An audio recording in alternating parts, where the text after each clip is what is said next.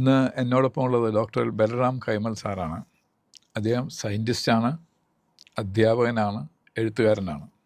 ലേഖനങ്ങളും പുസ്തകങ്ങളൊക്കെ എഴുതുന്ന ആളാണ്. ഇന്ന് ഞങ്ങൾ സംസാരിക്കാൻ പോകുന്ന വിഷയം ബ്രിക്സിനെ പറ്റിയാണ്. അപ്പോൾ സാർ, ബ്രിക്സ് എന്ന് ധാരാളം ചർച്ച ചെയ്യപ്പെടുന്നുണ്ട്, ധാരാളം പേര് പറയുന്നുണ്ട്. പക്ഷേ നമ്മുടെ ഈവൻ എലീറ്റ് ജനങ്ങൾക്ക് ഇടയ്ക്ക് പോലും വാട്ട് ഈസ് ബ്രിക്സ് എന്ന് പറഞ്ഞാൽ പലർക്കും അറിയില്ല എന്നുള്ളതാണ് സത്യം. അപ്പം അതെന്താണെന്നൊന്ന് വിശദീകരിക്കാമോ? സാർ, ബ്രിക്സ് എന്ന് പറയുന്ന ഒരു അന്താരാഷ്ട്ര കൂട്ടായ്മയാണ്. നിലവിൽ ഏതാണ്ട് 20ഓളം രാജ്യങ്ങൾ അതിനകത്തുണ്ട്. എങ്കിലും BRICS എന്ന 5 അക്ഷരങ്ങൾ റെപ്രസെൻ്റ് ചെയ്യുന്നത് 5 രാജ്യങ്ങളെയാണ്. B എന്ന് വെച്ചാൽ ബ്രസീൽ, R എന്നത് റഷ്യ, I എന്നുള്ളത് ഇന്ത്യയാണ്, C എന്ന ചൈനയാണ്, S എന്നുള്ളത് സൗത്ത് ആഫ്രിക്കയാണ്. Brazil, Russia, India, China, South Africa എന്നീ 5 രാഷ്ട്രങ്ങളുടെ പേര് റെപ്രസെൻ്റ് ചെയ്യുന്നത് കാരണം എന്തെന്നാൽ ആ ബ്രിക്സ് എന്നുള്ള പേരിടുമ്പോൾ 5 രാജ്യങ്ങളാണ് അതിനകത്തുള്ളത്. അതിന് ബ്രിക്ക് മാത്രമായിരുന്നു. സൗത്ത് ആഫ്രിക്ക പിന്നീട് വന്നാണ് BRIC മാത്രമായിരുന്നു. യഥാർത്ഥത്തിൽ 3 രാജ്യങ്ങളുടെ ഒരു കൂട്ടായ്മയാണ് ആദ്യഘട്ടത്തിൽ ഉദ്ദേശിച്ചിരുന്നത്. ഇന്ത്യ, റഷ്യ, ചൈന എന്നീ 3 രാഷ്ട്രങ്ങളുടെ സഹകരണം എന്നുള്ളൊരു ആവശ്യത്തെ ഒരു രാഷ്ട്രീയ ആവശ്യം എന്നുള്ള നിലയ്ക്ക് ഒരു കാലഘട്ടത്തിൽ അങ്ങനെ ഒരു കൂട്ടായ്മയുടെ ആവശ്യം ഉയർന്നു വന്നിരുന്നു. പക്ഷേ നമ്മളൊന്ന് ആലോചിക്കണം, 1989 മുമ്പത്തെ ഭൗമരാഷ്ട്രീയം എന്ന് പറയുന്നത് ഇന്നത്തെ പോലെയല്ല. ഇന്ന് നമ്മൾ കാണുന്ന ഒരു ഏകധ്രുവ ലോകമാണ്. ഒരിടത്തൊരു അമേരിക്ക അതിൻ്റെ നേതൃത്വത്തിൽ അതിനെ കേന്ദ്രീകരിച്ചുകൊണ്ട് ലോക സാമ്പത്തിക ശാക്തിക ക്രമം നിലനിൽക്കുന്നു. 1989 മുമ്പ് അങ്ങനെയല്ല. USAയും USSRും 2 ചേരികളാണത്. അതെ, ബൈപ്പോളറാണ്. ഒരു ബൈപ്പോളർ ആയിട്ട് അന്നത്തെ ലോകം അങ്ങനെയാണ്. മൂന്നാമതൊരു കൂട്ടം ഉണ്ടായിരുന്നു, ചേരി ചേരാ രാജ്യങ്ങൾ.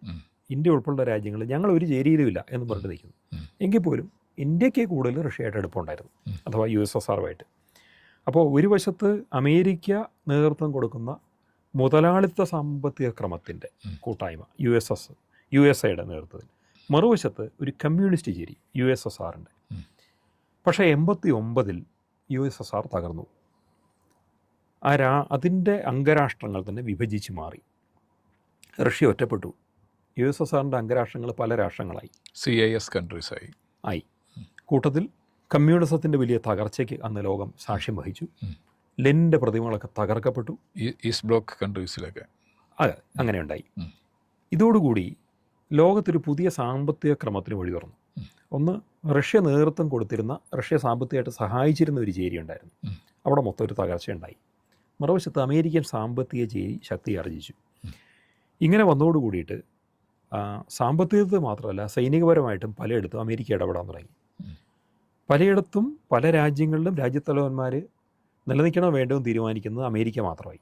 അതിനു മുമ്പ് അമേരിക്കയുണ്ട്, പക്ഷേ റഷ്യയുണ്ട്. പലരും ഈ 2 കൂട്ടരും നിലനിർത്തിയിട്ടുമുണ്ട്, താഴെ ചാടിച്ചിട്ടുമുണ്ട്. പക്ഷേ അമേരിക്ക മാത്രം തീരുമാനിക്കുന്ന സ്ഥിതിയിലേക്ക് വന്നു. ഈ ഒരു ഘട്ടത്തിൽ പല രാഷ്ട്ര നേതാക്കന്മാർക്കും ഇതിൻ്റെ അപകടം മനസ്സിലായി. ഇന്ത്യ ഉൾപ്പെടെ എല്ലാവർക്കും മനസ്സിലായി.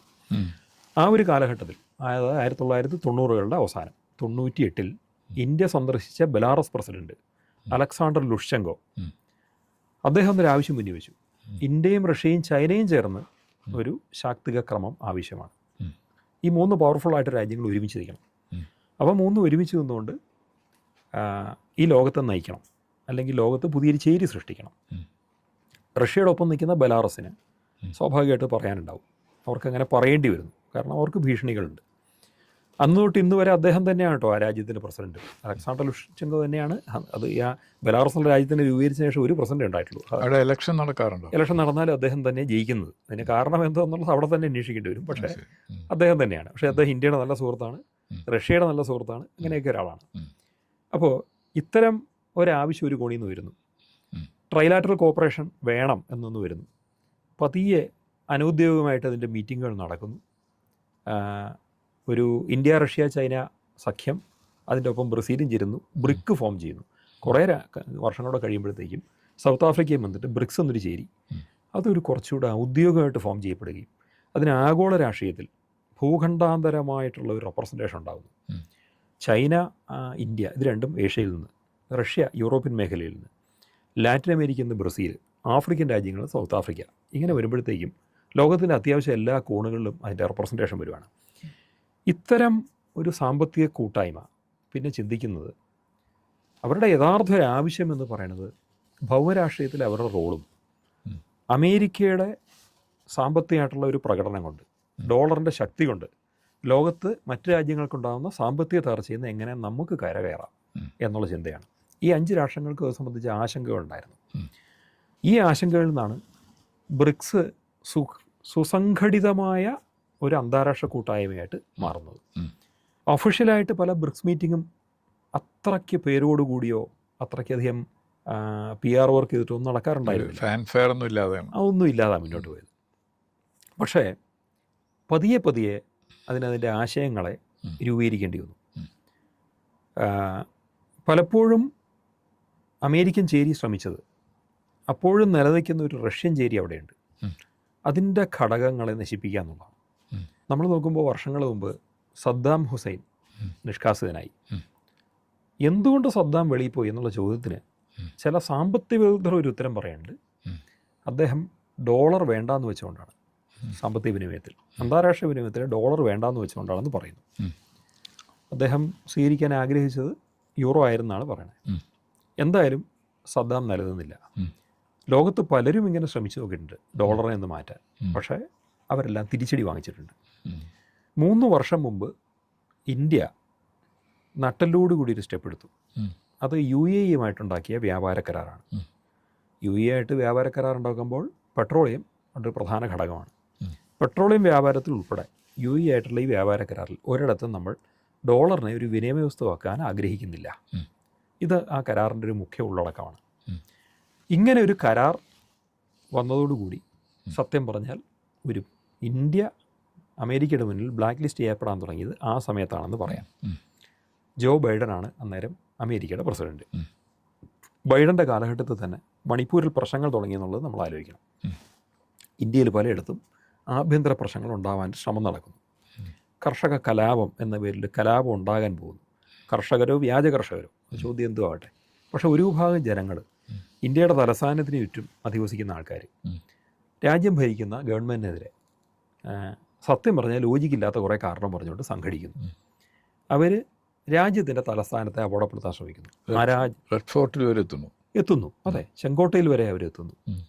അതെന്ന് പറഞ്ഞാൽ തലസ്ഥാനത്തുണ്ടാകുന്ന എന്തും അപകടകരമാണ്. ഇങ്ങനെ ഒരു ഡീസ്റ്റെബിലൈസേഷനുള്ള ഒരു തുടക്കം അവിടെ കാണുകയാണ്. രാജ്യത്തിൻ്റെ പല ഭാഗത്തും അക്രമപരമായ കലാപത്തിനൊക്കെ ആഹ്വാനം ചെയ്യുന്ന തരത്തിലുള്ള പലതും ഓരോന്ന് കണ്ടു തുടങ്ങി. അതൊരു പരിധിവരെ ഡോളറിൽ നിന്ന് ഇന്ത്യ മാറി നിൽക്കാൻ ശ്രമിക്കുന്നതിൻ്റെ പ്രതിഫലനം എന്ന് തന്നെയാണ് പറയേണ്ടത്. പ്രതികാരം വേണമെങ്കിൽ പറയാം, പ്രതികാരം എന്നും പറയാം. കാരണം ഡോളറിൽ നിന്ന് മാറിയാൽ നീ അടിമേടിക്കും എന്നുള്ളതാണ്. പക്ഷേ UAE ആയിട്ടുള്ള വ്യാപാര കരാർ വരുന്നതിന് മുമ്പേ തന്നെ വേറൊരർത്ഥത്തിൽ ഡോളറിൻ്റെ പിടിയിൽ നിന്ന് മാറാൻ ഇന്ത്യ ശ്രമിച്ചു തുടങ്ങിയിരുന്നു. അതായത് ഇലക്ട്രിക് കാറുകളുടെ നിർമ്മാണവും ഇലക്ട്രിക് കാറുകളുടെ വിപണനവും ഇന്ത്യ ശക്തിപ്പെടുത്താൻ ആഗ്രഹിച്ചു. അതായത് പെട്രോളിയം ഉൽപ്പാദക രാജ്യങ്ങളുടെ മുകളിൽ നമുക്കുള്ള പെട്രോളിയം ഡിപ്പെൻഡൻസി ഒഴിവാക്കുക. പെട്രോളിയം ഡിപ്പെൻഡൻസി എത്ര ഒഴിവാക്കുന്നോ അത്രയും ഡോളർ ഡിപ്പെൻഡൻസി ഒഴിവാകും എന്നുള്ളത് യാഥാർത്ഥ്യമാണ്. ഫോറിൻ എക്സ്ചേഞ്ചിലും കാര്യമായ വ്യത്യാസം, റിസർവ്സിലും. ഇതിൻ്റെ ഒപ്പം തന്നെ ഒരു ഡീഡോളറൈസേഷൻ സ്റ്റെപ്പും കൂടിയാണ് ഇന്ത്യ ആഗ്രഹിച്ചത്. നമുക്ക് ഡോളർ വിനിമയത്തിന് വേണ്ട. UAE ആയിട്ടൊരു വ്യാപാര കരാർ വരുമ്പോൾ UAE-യുടെ ദിർഹവും ഇന്ത്യയുടെ റുപ്പിയുമാണ് എടുക്കേണ്ടത്. ഇതിനു മുമ്പ് ഇന്ത്യ പ്രയോഗിച്ചിട്ടുണ്ടോ എന്ന് ചോദിച്ചാൽ ഇന്ത്യക്ക് ഡോളർ രഹിതമായിട്ട് മറ്റൊരു കാരണം കൊണ്ട് ഇറാനുമായിട്ട് വ്യാപാരം നടത്തേണ്ടി വന്നിട്ടുണ്ട്. ഓയിൽ, കാരണം ഇറാന് ഉപരോധത്തിലാണ്, ഉപരോധമുണ്ട്. അതുകൊണ്ട് ഡോളർ അവിടെ എന്ത് വന്നാലും ഉപയോഗിക്കാൻ പറ്റില്ല. നമ്മൾ പെട്രോളിയം വാങ്ങുന്നു, പകരം മറ്റു പല വസ്തുക്കളും അവർക്ക് കൊടുക്കുന്നു. ഗോതമ്പ് കൊടുക്കുന്നു, ഒരുമാതിരി ബാർട്ടർ സമ്പ്രദായം പോലെയാണ്. പക്ഷെ അതുകൊണ്ടൊന്നും ഇറാനുമായിട്ടുള്ള ഓയിൽ വ്യാപാരത്തിലെ കടം തീരുന്നില്ല. അവിടെ ഏതെങ്കിലും വിധത്തിൽ അവരെ ഒരു കറൻസി കൊണ്ട് ഹെൽപ്പ് ചെയ്യേണ്ടി വരും. പക്ഷേ ഏത് കറൻസി എടുത്താലും അത് കൊടുക്കുന്ന ബാങ്കിന് ഉപരോധം നേരിടേണ്ടി വരും. ഇതായിരുന്നു അവസ്ഥ. ഇങ്ങനെ ഇരിക്കുമ്പോഴാണ് ആഗോളതലത്തിൽ എണ്ണയുടെ വില വർദ്ധിപ്പിക്കാനുള്ള നീക്കങ്ങൾ അമേരിക്കയും സൗദി അറേബ്യ പോലെ രാജ്യങ്ങൾ, ഓയിൽ ഉൽപ്പാദക രാജ്യങ്ങളും ചേർന്ന് നടത്തുന്നത്. അത് അവർക്ക് രണ്ടു കൂട്ടർക്കും ലാഭമാണ്. ഓയിൽ ഉൽപ്പാദക രാജ്യങ്ങൾക്ക് അത് ഉൽപ്പാദിപ്പിക്കുന്ന ലാഭം. അതിനിടയ്ക്കൊന്ന് ചോദിച്ചാൽ ഒപെക് കൺട്രീസ് മുഴുവൻ അതിൻ്റെ കൂടെ നിന്നിരുന്നു. ഒപെക് കൺട്രീസിന് മൊത്തത്തിൽ ലാഭമാണ് അതിൻ്റെ. പക്ഷേ പുറകിലുള്ള ബ്രെയിൻസ് കുറച്ച് പേരുടെ ആയിരിക്കാം, പക്ഷേ അവർക്ക് മൊത്തത്തിൽ അതുകൊണ്ട് ലാഭമുണ്ട്. പക്ഷേ ഇതിലും വലിയ ലാഭം ഉണ്ടാക്കുന്നത് ഇതിൻ്റെ കോൺട്രാക്ടേഴ്സാണ്.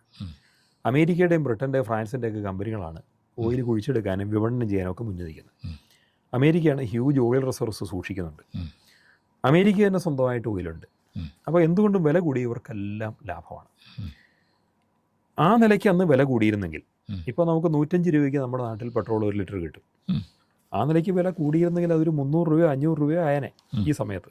അതാവാതിരുന്നതിന് പ്രധാന കാരണം റഷ്യയുടെ ഓയിൽ ഇന്ത്യ വാങ്ങിക്കുകയും അത് ഉപയോഗിക്കുകയും ചെയ്യും എന്നുള്ളതാണ്. റഷ്യയ്ക്ക് അതൊരു സാമ്പത്തിക സഹായമായിരുന്നു. റഷ്യയെ ഡീസ്റ്റെബിലൈസ് ചെയ്യാൻ വേണ്ടി അമേരിക്ക ജോ ബൈഡൻ്റെ കാലത്ത് ഒരു യുക്രൈൻ യുദ്ധത്തിലേക്ക് റഷ്യയെ തള്ളിവിട്ടു. യുദ്ധത്തിൻ്റെ പേരും പറഞ്ഞുള്ള ഉപരോധങ്ങൾ, അവിടെ നാറ്റോ ആയുധങ്ങൾ സ്ഥാപിക്കാൻ ശ്രമിക്കുന്നു. അത് റഷ്യയെ സംബന്ധിച്ച് ഒട്ടും താങ്ങാൻ പറ്റുന്നതല്ല. അവരുടെ പണ്ടേയുള്ള നിലപാടാണ് ഉക്രൈൻ നാറ്റോ അംഗരാഷ്ട്രമാകാൻ പാടില്ല. അങ്ങനെയുള്ള ഒരു സ്ഥിതി ഇരിക്കുമ്പോൾ തന്നെ റഷ്യയെ യുദ്ധത്തിലേക്ക് തള്ളിവിടുക എന്നുള്ളതാണ് അമേരിക്ക ചെയ്തത്. അതിന് പുറകെ ഉപരോധം, പിന്നെ അവരുടെ ഓയിൽ വാങ്ങാൻ പാടില്ല എന്നുള്ളതൊക്കെ. പക്ഷേ ഇന്ത്യ അതിനെ തൃണവൽഗണിച്ചുകൊണ്ട് ഓയിൽ വാങ്ങി. ഇന്ത്യയുടെ ഒരു ഗുണം എന്താണെന്ന് വെച്ചാൽ മറ്റ് പല രാഷ്ട്രങ്ങളെ അപേക്ഷിച്ച് ഇന്ത്യക്ക് ഓയിൽ റിഫൈനിങ് ടെക്നോളജി ഉണ്ട്. നിരവധി റിഫൈനറീസ് ഉണ്ട്. പല രാജ്യങ്ങൾക്കും അതില്ല. ക്രൂഡ് വാങ്ങുന്ന റിഫൈൻഡ് ഓയിൽ വാങ്ങുന്നു. റിഫൈൻഡ് ആയിട്ടുള്ള ഓയിൽ വാങ്ങാൻ പറ്റുള്ളൂ, പെട്രോളിയം ഡീസലും ഒക്കെ. അവർക്ക് റിഫൈനറി ഇല്ലെങ്കിൽ നടക്കില്ല. നമുക്ക് പ്രൈസിന്റെ മാർക്കപ്പ് അത്രയും കൂടും പോവും. നമുക്ക് ഇവിടെ റിഫൈനറീസ് ഉണ്ട്. അതുകൊണ്ട് തന്നെ ചൈന ഉൾപ്പെടെ രാജ്യങ്ങൾക്ക് ഇന്ത്യ ഓയിൽ റിഫൈൻ ചെയ്ത് കൊടുക്കുന്നുണ്ട്. പല രാജ്യത്തേക്കും പോകുന്നു. പിന്നെ യൂറോപ്പ് മൊത്തത്തിൽ വാസ്തവത്തിൽ റഷ്യയെ ഡിപ്പെൻഡ് ചെയ്താണ് അവരുടെ എനർജിക്ക് വേണ്ടി ആശ്രയിച്ചിരുന്നത്. റഷ്യ എന്നുള്ള വാതകം, റഷ്യ എന്നുള്ള ഓയിലൊക്കെയാണ്. ഉപരോധം വന്നപ്പോൾ അവർ പെട്ടു. അവർ അമേരിക്കയുടെ ഒപ്പമാണ്, ഉപരോധത്തിൽ പങ്കാളികളുമാണ്. പക്ഷേ അവിടെ എനർജി ക്രൈസിസ് വന്നു. യൂറോപ്പിലെല്ലാം ജീവിത ചെലവ് അസാമാന്യമായിട്ട് വർദ്ധിച്ചു. അത് ഈ യുദ്ധത്തിൻ്റെ ഒരു അനന്തരഫലമാണ്. പക്ഷേ യൂറോപ്പിൻ്റെ ജാട എന്താണെന്ന് ചോദിച്ചാൽ ഇത് വർദ്ധിച്ചു എന്നുള്ള ഒരു വെളി പറയുന്നില്ല. പകരം റഷ്യക്കെതിരെ ഒരു യുദ്ധമുഖം തുറന്ന് അവർ നിൽക്കുകയാണ്. ഈ ഘട്ടത്തിൽ അവർക്കും ആശ്വാസമായത് റഷ്യയുടെ ഓയിൽ ഇന്ത്യ മേടിച്ച് ഇന്ത്യ വിതരണം ചെയ്യുന്നുള്ളതാണ്. ഇന്ത്യ ലോകത്ത് പല രാജ്യങ്ങൾക്കും വിതരണം ചെയ്യുന്നു. കുറഞ്ഞ വിലയ്ക്ക് ഓയിൽ കിട്ടുന്നുള്ളതുകൊണ്ട് അമേരിക്ക വരെ ഇന്ത്യയുടെ കയ്യിൽ നിന്ന് ഓയിൽ വാങ്ങുന്നു. റിഫൈൻഡ് ഓയിൽ വാങ്ങും. ഇതൊരു യാഥാർത്ഥ്യമാണ്. എന്നിട്ട് ഇന്ത്യ ഓയിൽ റിഫൈൻ ചെയ്ത് വിൽക്കുകയാണ്, റഷ്യയെ സഹായിക്കുകയാണ് എന്നുള്ള ആരോപണം അമേരിക്ക ഉന്നയിക്കുകയും ചെയ്തിട്ടുണ്ട്. നമ്മുടെ കയ്യിൽ നിന്ന് ഓയിൽ വാങ്ങിച്ചുകൊണ്ട് തന്നെയാണ്. ഇങ്ങനെ ഇന്ത്യക്കെതിരെയുള്ള പല മൂവ്മെൻറ്റ്സ് ശക്തമാവുകയും ഇതിനും പുറമെ നിർബന്ധിതമായ ചില വ്യാപാര കരാറുകളിൽ ഒപ്പിടാൻ വേണ്ടി അമേരിക്ക നിർബന്ധിക്കുകയും ചെയ്തപ്പോൾ ഇന്ത്യക്ക് പരിപൂർണമായിട്ട് ഒരു റഷ്യ ആൻഡ് ചൈന പക്ഷത്തേക്ക് മാറി നിൽക്കേണ്ടി വന്നു. ഇതിന് അമേരിക്കയുടെ നിറം മാറ്റം, അമേരിക്ക ഇന്ത്യയായിട്ട് കാത്തു സൂക്ഷിച്ച വർഷങ്ങളുടെ സൗഹൃദം, കഴിഞ്ഞ 25 വർഷത്തിനകത്ത് ബലി എടുത്തൊരു സൗഹൃദം, അത് ബലി കൊടുത്തുകൊണ്ടാണ് പോകുന്നത്. ഇതിന് പല ഘടകങ്ങളുണ്ട്. ഒന്ന്, ഇന്ത്യയുടെ ഡോളറൈസേഷൻ നയം അവിടെ ഉണ്ടായിട്ടുണ്ട്. 2, റഷ്യയുടെ ഓയിൽ നമ്മൾ വാങ്ങുന്നു എന്നുള്ളത്. അതായത് അമേരിക്കയുടെ ഒരു എതിർ ചേരിയെ നമ്മൾ സാമ്പത്തികമായിട്ട് ശാക്തീകരിക്കുന്നു എന്നുള്ള അവിടെ ഒരു വിഷയമാണ്. ഓപ്പറേഷൻ സിന്ദൂറിന് ശേഷമുള്ള രാഷ്ട്രീയ കാലാവസ്ഥ അവിടെ വിഷയമാണ്. ഓപ്പറേഷൻ സിന്ദൂറിൽ അമേരിക്ക ഉൾപ്പെടെ രാജ്യങ്ങൾ നേരിട്ട തിരിച്ചടി അവർക്ക് വിഷയമായിട്ടുണ്ട്. ഇതെല്ലാത്തിനും പുറമെ ലോക തിരിച്ചടി എന്നുള്ളത് ഒന്നുകൂടെ ഒന്ന് ക്ലാരിഫൈ ചെയ്യാമോ? ആ തിരിച്ചടി എന്ന് പറഞ്ഞാൽ ഒരു പാകിസ്ഥാനെ ഇന്ത്യ ആക്രമിച്ചപ്പോൾ, അഥവാ ഇന്ത്യ ഒരു പ്രതികാര നടപടി എന്ന നിലയിൽ, പഹൽഗാമിൻ്റെ പ്രതികാരം എന്ന നിലയ്ക്ക് പാകിസ്ഥാന് തിരിച്ചടി കൊടുത്തപ്പോൾ അത് കിട്ടിയത് യഥാർത്ഥത്തിൽ 3-4 രാജ്യങ്ങൾക്കാണ്. അതിലൊന്ന് അമേരിക്ക തന്നെയാണ്, മറ്റൊന്ന് ടർക്കിയാണ്, മറ്റൊന്ന് ചൈനയാണ്. അതിൽ ചൈനയുടെ പങ്ക് അവിടെ നേരിട്ട് നമുക്കറിയായിരുന്നു. ചൈനീസ് നിർമ്മിത മിസൈലുകൾ അവർ ഉപയോഗിക്കുന്നു. ചൈനയുടെ മിസൈൽ പ്രതിരോധ സംവിധാനങ്ങൾ പാകിസ്ഥാൻ ഉപയോഗിക്കുന്നു. അതിനെല്ലാം തകർത്തുകൊണ്ട് ഇന്ത്യയുടെ ബ്രഹ്മോസ് അവിടെ ചെല്ലുന്നു. നമ്മൾ നോക്കുമ്പോൾ ചൈന പ്രത്യക്ഷത്തിൽ അവിടെയുണ്ട്. പക്ഷേ അമേരിക്ക പ്രത്യക്ഷത്തിലുള്ളത് നമ്മൾ കാണുന്നില്ല, പ്രത്യക്ഷത്തിലായിരുന്നില്ല. അമേരിക്കയുടെ ചില യൂണിറ്റുകൾ അത് എയർ ഡിഫൻസ് സംവിധാനമായിട്ട് ബന്ധപ്പെട്ടിട്ട് പാകിസ്ഥാനിൽ ഓപ്പറേറ്റ് ചെയ്യുന്നുണ്ടായിരുന്നു. അതിൻ്റെ ആവശ്യകതയായിട്ട് അന്താരാഷ്ട്ര തലത്തിൽ പറയപ്പെടുന്നത് റഷ്യക്കെതിരെ നടക്കുന്ന മൂവ്മെൻറ്റുകളുടെ ഒരു ഭാഗം പാകിസ്ഥാനിൽ നിന്നാണ് അവർ കോർഡിനേറ്റ് ചെയ്തിരുന്നുള്ളതാണ്. നൂർഖാൻ എയർബേസ് അതിനുവേണ്ടി ഉപയോഗിച്ചിരുന്നത്. ഈ അടുത്തിടയ്ക്ക് 1-ലധികം തവണ അമേരിക്കയുടെ, അതിനു മുമ്പ് പാകിസ്ഥാൻ്റെ ചില സൈനിക ഒഫീഷ്യൽസ് അല്ലെങ്കിൽ മുൻ ചാരസംഘടനാ ഉദ്യോഗസ്ഥർ വെളിപ്പെടുത്തിയ വിവരങ്ങളനുസരിച്ച് നൂർഖാൻ എയർബേസോ അമേരിക്കയുടെ നിയന്ത്രണത്തിലായിരുന്നു, പാകിസ്ഥാൻ്റെ ആണവായുധങ്ങളും അമേരിക്കയുടെ നിയന്ത്രണത്തിലായിരുന്നു. ഇത് രണ്ടും വെളിപ്പെടുത്തലുകളുടെ തെളിവോടുകൂടി മുന്നേ വന്ന് നിൽക്കുകയാണ്. അമേരിക്കയുടെ നൂർഖാൻ എയർബേസ് എന്ന അമേരിക്കയുടെ നിയന്ത്രണത്തിലായിരുന്നുവെങ്കിൽ അവിടെ ആ എയർബേസ് തകർക്കപ്പെട്ടപ്പോൾ അമേരിക്കയുടെ ഒഫീഷ്യൽസും അതിൽ കൊല്ലപ്പെട്ടിരിക്കാം എന്നൊരു നിഗമനമുണ്ട്. അത് റഷ്യക്കെതിരെയാണ് ഉപയോഗിച്ചിരുന്നതെങ്കിൽ അമേരിക്കയുടെ മാത്രമല്ല ഇസ്രായേലിൻ്റെ പോലും ആളുകൾ അവിടെ കൊല്ലപ്പെട്ടിട്ടുണ്ടാവും. കാരണം സെലൻസ്കിയെ സപ്പോർട്ട് ചെയ്യുന്ന, യുക്രൈൻ്റെ സെലൻസ്കിയെ സപ്പോർട്ട് ചെയ്യുന്ന ഒരു പ്രധാന ഗ്രൂപ്പ് എന്ന് വെച്ചാൽ ഇസ്രായേലാണ്. കാരണം സെലൻസ്കി ജൂതനാണ്. ഇസ്രായേലികൾ അവിടെ മതം നോക്കി കുറച്ച് നടപടിയെടുക്കും. അപ്പോൾ പാകിസ്ഥാനിൽ അക്കൂട്ടരുണ്ടായിരുന്നിരിക്കാൻ ഒരു സാധ്യതയുണ്ട്. അമേരിക്കക്കാരുണ്ടായിരിക്കാൻ സാധ്യതയുണ്ട്. ടർക്കി അവരുടെ ആയുധങ്ങൾ കൊടുത്ത് സഹായിച്ചിട്ടുണ്ട്. ടർക്കിക്ക് അതൊരു തിരിച്ചടിയായി. എന്തായാലും ഓപ്പറേഷൻ സിന്ദൂറിന് ശേഷം പെട്ടെന്ന് അമേരിക്കയുടെ മുഖവും നിറമൊക്കെ മാറുന്നതാണ് നമ്മൾ കാണുന്നത്. അതുവരെ ചൈനീസ് ചേരിയിലുള്ള പാകിസ്ഥാൻ ഒറ്റയടിക്ക് അമേരിക്ക അടുത്തേക്ക് പോകുന്നു. അമേരിക്കയുടെ സൈനിക തലവൻ പാകിസ്ഥാൻ്റെ സൈനിക തലവൻ പോയിട്ട് ട്രംപിനെ കാണുന്നു. പരിപൂർണമായിട്ടും ഞങ്ങളൊന്നാണെന്നുള്ള മട്ടിൽ അവർ സംസാരിക്കുന്നു. പാകിസ്ഥാൻ ചീഫിന് നല്ല സ്വീകരണം കൊടുക്കുന്നു. എന്നിട്ട് പാകിസ്ഥാൻ ചീഫ് ഇരിക്കുന്ന ആ സ്ഥലത്തേക്ക് ട്രംപ് മോഡിയെ, ഒരു കാനഡയിൽ നിന്ന് മീറ്റിംഗ് കഴിഞ്ഞ് ഇന്ത്യയിലേക്ക് പോകണ മോഡിയെ ഇവിടെ ഒന്ന് വന്നിട്ട് പോകുമെന്ന് പറഞ്ഞ് വിളിക്കുന്നു. അവിടെ പാകിസ്ഥാൻ്റെ ഫീൽഡ് മാർഷൽ ഇരിക്കുന്നിടത്ത് മോഡി ചെല്ലുക എന്ന് പറഞ്ഞാൽ അതിലും വലിയ അപമാനം ഇന്ത്യക്ക് വരാനില്ല. അത് മനസ്സിലായതുകൊണ്ട് ഇന്ത്യയുടെ പ്രധാനമന്ത്രി അങ്ങോട്ട് പോയില്ല. രൂക്ഷമായ ഭാഷയിൽ പ്രതികരിച്ച് തിരിച്ചു വരുന്നത്. എന്തായാലും അവിടെ കാര്യങ്ങൾ അത്ര സുഖമല്ലാണ് മുന്നോട്ട് പോയത്. എന്തായാലും ഇന്ത്യ ഒരു തീരുമാനമെടുത്തു. ആ ഇന്ത്യയുടെ തീരുമാനങ്ങൾ ഇന്ത്യൻ പ്രധാനമന്ത്രിയുടെ ഇത്തവണത്തെ സ്വാതന്ത്ര്യദിന പ്രസംഗത്തിൽ സുവ്യക്തമായിരുന്നു. അതായത് ഒരു നാടൻ പ്രയോഗമുണ്ട്, വടി ഒടിച്ചിട്ടിട്ടങ്ങ് പോവാന്ന്. ഒരു വഴിക്ക് ഒരുത്തനുമായിട്ട് പണ്ടൊക്കെ ഈ സ്കൂളിൽ പോകുമ്പോൾ കൂട്ട് വെട്ടിയിട്ട് ഈ വടി അങ്ങ് ഒടിച്ചിട്ടിട്ട് ഈ വടി കൂട്ടി വരുന്നിടത്തോളം നിന്നോട് കൂട്ട് കൂടില്ല എന്ന് പറഞ്ഞ ഒരു പരിപാടി ഉണ്ടായിരുന്നു. കോലൊടിച്ചു സ്ഥലം വിട്ടു എന്ന് പറഞ്ഞ പോലെ ആ സ്വാതന്ത്ര്യദിന പ്രസംഗം ഒരു കോലടിക്കലായിരുന്നു.